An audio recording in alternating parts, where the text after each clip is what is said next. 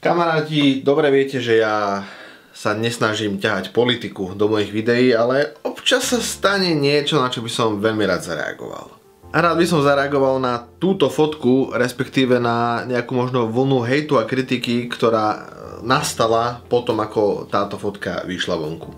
Ak by to z vás niekto ešte nezaregistroval alebo nevedel, o čo sa jedná, tak na tej fotke, ktorú ste videli, je naša novopečená ministerka zdravotníctva, pani Judr Zuzana Dolinková, ktorá drží na fotke dieťa.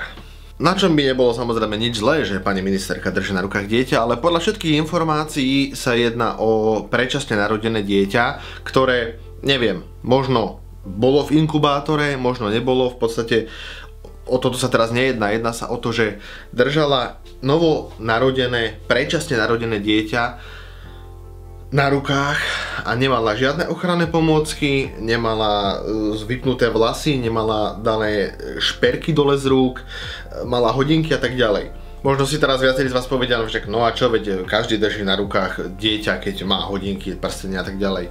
To je síce pravda, ale u týchto predčasne narodených je veľmi vysoké riziko infekcie a v podstate preženiem to tak, chodí sa tam veľmi sterilne, by mali chodiť ľudia oblečení a dokonca deti predčasne narodené si okrem personálu môžu viac menej do rúk brať iba rodičia. Aj tí sú riadne poučení, že musia mať proste plášť, ideálne respirátor ešte aj v dnešnej dobe.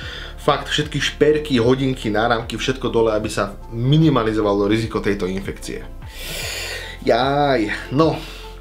Budem sa to snažiť povedať tak apoliticky, keďže nechcem naozaj ťahať politiku do videí, aj keď teda pani ministerka patrí do politiky.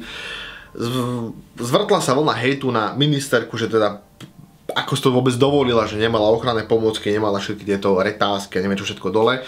Nebudem zastávať ani ministerku, nebudem zastávať ani teda personál a tak ďalej. Áno, na jednej strane pani ministerka, ako ministerka zdravotníctva, nie je to jedno, že je Judr, musí proste vedieť nejaké zásady toho, čo môže, čo nemôže, hej. Na druhej strane, ako bolo písané, že asi si sama to dieťa nevytiahla z toho inkubátora alebo nezobrala si z tej postielky to dieťa, na to je tam ten personál.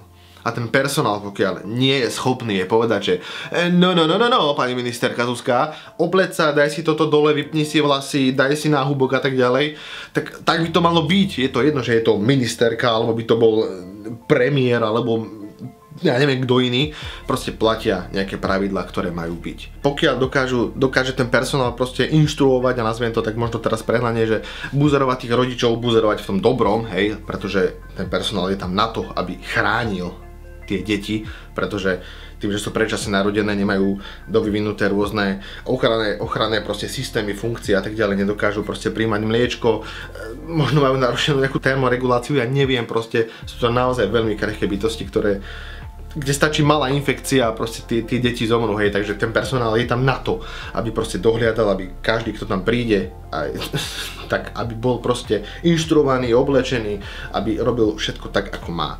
A ako som povedal, jedno, či to je minister, či je to prezident, proste prídeš, správ to tak, ako máš. Preto teda hovorím, že nebudem teraz držať stranu ani ministerke, ani personálu. Myslím si, že tam pochybili všetci.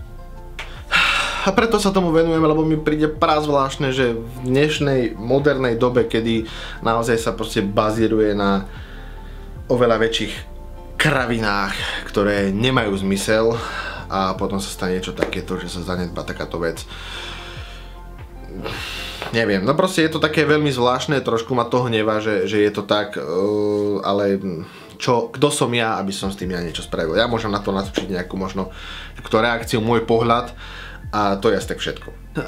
Ale áno, keď už proste ten personál nedokáže proste povedať ministerke, že obleč sa, správ to takto, tak ten minister není nadarmo minister.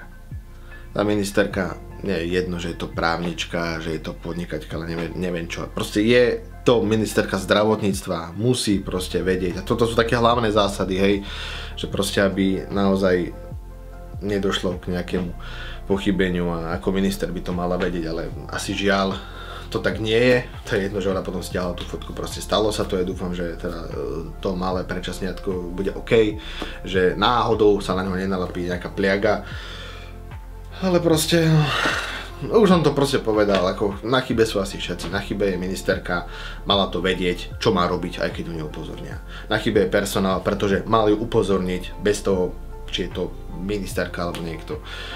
A neviem, prečo to tak nebolo, či boli všetci, ak sa hovorí ľudovo, že posratí z toho, že prišla ministerka na návštevu a neviem čo, ale takto to proste fungovať nemá. No, snáď som tu nebol veľmi depresívny, chcel som sa k tomuto vyjadriť, lebo ja ako zdravotník som to teraz zachytil a bolo mi to také prazvláštne, ako som vám to aj teraz vysvetlil.